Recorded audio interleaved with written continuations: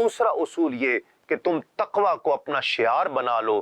جب تم متقی اور پرہیزگار بن جاؤ گے تو فسق و فجور کی پالیدگیوں سے تمہارا دامن پاک اور صاف ہو جائے گا۔ ظلم و ستم، لوٹ کھسوٹ، جھوٹ اور غیبت، خود غرضی اور حرص کا تمہارے معاشرے میں نام و نشان بھی باقی نہیں رہے گا۔ خود سوچو، اس طرح تمہارے معاشرے میں کتنی خوشائند تبدیلی رونما ہوگی۔ تیسرا اصول یہ کہ تم میری اطاعت کرو۔ تمہارے رب نے مجھے مرشد و رہنما بنا کر مبعوث فرمایا ہے۔ میں تمہیں سیدھی راہ پر لے کر چلوں گا اور منزل مراد تک پہنچا دوں گا۔ جب تم مجھے اپنا رہنما اور پیشوا تسلیم کر لو گے تو تم میں انتشار اور طوائف الملوکی کی بجائے قومی اتحاد پیدا ہو جائے گا۔ تم منظم اور متحد ملت کی طرح قوت اور شوکت سے زندگی بسر کرو گے۔ حضرت نوح علیہ السلام چونکہ قوم کے اجتماعی طریقے کے خلاف چلتے ہوئے بتوں کی پوجا نہیں کرتے تھے اور انہوں نے قوم کو بھی اس سے باز رہنے اور صرف اللہ رب العزت کی عبادت کرنے کی دعوت دی، تو قوم کے سرداروں نے کہہ دیا ہم قوم کے اجتماعی طرز عمل سے جدا راہ اختیار کرنے کے سبب ضرور تمہیں کھلی گمراہی میں دیکھ رہے ہیں۔ چنانچہ قرآن مجید میں اللہ رب العزت کا ارشاد پاک ہے، قال الملأ من قومه انا لنراک فی ضلال مبین۔ اس قوم کے سردار بولے بے شک ہم تمہیں کھلی گمراہی میں دیکھتے ہیں۔ سرداران قوم کا جہالت و سفاہت سے بھرپور جواب سن کر کمال خلق کا مظاہرہ کرتے ہوئے حضرت نوح علیہ السلام نے فرمایا، اے میری قوم، مجھ میں گمراہی کی کوئی بات نہیں، بلکہ میں تو اپنے رب عز و جل کی طرف سے تمہاری ہدایت کے لیے رسول بنا کر بھیجا گیا ہوں۔ قرآن مجید میں اس کا ذکر یوں فرمایا گیا، قال یا قوم لیس بی ضلالۃ ولکنی رسول من رب العالمین ابلغکم رسالۃ ربی وانصح لکم وأعلم من اللہ ما لا تعلمون او عجبتم ان جاءکم ذکر من ربکم علی رجل منکم لینذرکم وَلِتَتَّقُوا وَلَعَلَّكُمْ تُرْحَمُونَ۔ فرمایا اے میری قوم، مجھ میں کوئی گمراہی نہیں، لیکن میں تو رب العالمین کا رسول ہوں۔ میں تمہیں اپنے رب کے پیغامات پہنچاتا ہوں اور تمہاری خیر خواہی کرتا ہوں، اور میں اللہ کی طرف سے وہ علم رکھتا ہوں جو تم نہیں رکھتے۔ اور کیا تمہیں اس بات پر تعجب ہے کہ تمہارے پاس تمہارے رب کی طرف سے تمہیں میں سے ایک مرد کے ذریعے نصیحت آئی تاکہ وہ تمہیں ڈرائے اور تاکہ تم ڈرو اور تاکہ تم پر رحم کیا جائے۔ اب لوگوں نے آپ کی ذات پر تضحیک اور تکذیب شروع کر دی۔ قرآن مجید نے یوں اس کا ذکر فرمایا، فقال الملأ الذین کفروا من قومه ما نراک الا بشرا مثلنا وما نراک اتبعاک الا الذین هم اراذلنا بادی الرائے وما نرى لکم علینا من فضل بل نظنکم کاذبین۔ ان کی قوم کے کفر کرنے والے سرداروں اور وڈیروں نے کہا ہمیں تو تم ہمارے اپنے ہی جیسے ایک بشر دکھائی دیتے ہو اور ہم نے کسی کو تمہاری پیروی کرتے ہوئے نہیں دیکھا سوائے ہماری سطحی رائے رکھنے والے پست و حقیر لوگوں کے، اور ہم تمہارے اندر اپنے اوپر کوئی فضیلت و برتری نہیں دیکھتے بلکہ ہم تو تمہیں جھوٹا سمجھتے ہیں۔ حضرت نوح علیہ السلام کی تبلیغ کے جواب میں قوم نے سرکشی کا مظاہرہ کیا، آپ علیہ السلام کو جھوٹا قرار دیا، توحید کو ماننے اور شرک کو چھوڑنے سے انکار کر دیا، اور اس کے علاوہ دھمکی دی کہ اگر تم اپنے واعظ و نصیحت اور دین کی دعوت سے باز نہ آئے تو ہم تمہیں پتھر مار مار کر قتل کر دیں گے۔ اس انکار و تکذیب اور دھمکیوں کے ساتھ آپ علیہ السلام کی شان میں گستاخانہ جملے بھی کہنے لگے۔ اس ناروا سلوک کے باوجود آپ اللہ کی توحید سنانے سے باز نہ آئے۔ آپ نے صدیوں تک لوگوں کو سمجھایا، مشرک آپ کی تکذیب کرتے رہے۔ رب العالمین نے قوم نوح پر بارش روک لی، ان کی عورتوں کو بانجھ کر دیا، مویشی ہلاک ہو گئے۔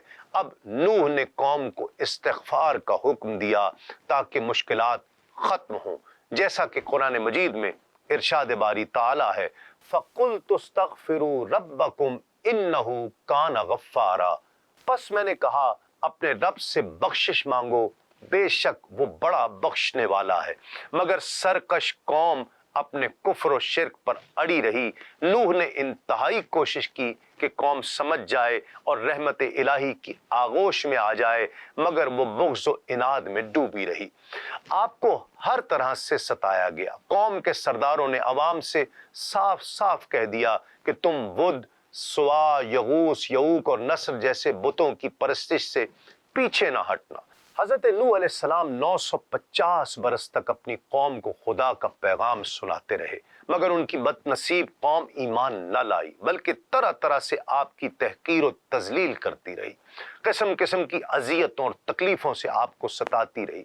कई बार आपको जदो कोप तक किया गया, बारहा आपका गला घोंटा गया, आपका दम घुटने लगता और आप बेहोश हो जाते, मगर फिर भी आप यही दुआ फरमाते, ऐ मेरे परवरदिगार, तू मेरी कौम को बख्श दे और हिदायत अता फरमा, क्योंकि ये मुझको नहीं जानते।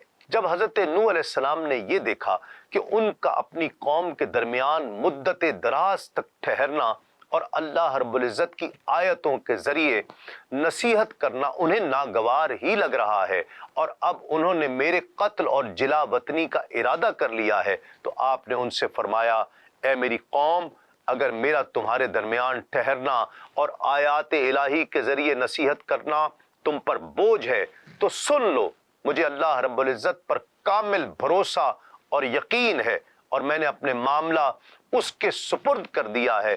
तुम मेरी मुखालफत में और मुझे ईजा पहुंचाने के लिए जिस कदर असबाब जमा कर सकते हो कर लो, बल्कि अपने बातिल माबूदों को भी साथ मिला लो और ये सब मंसूबा और साजिश एलानिया कर लो।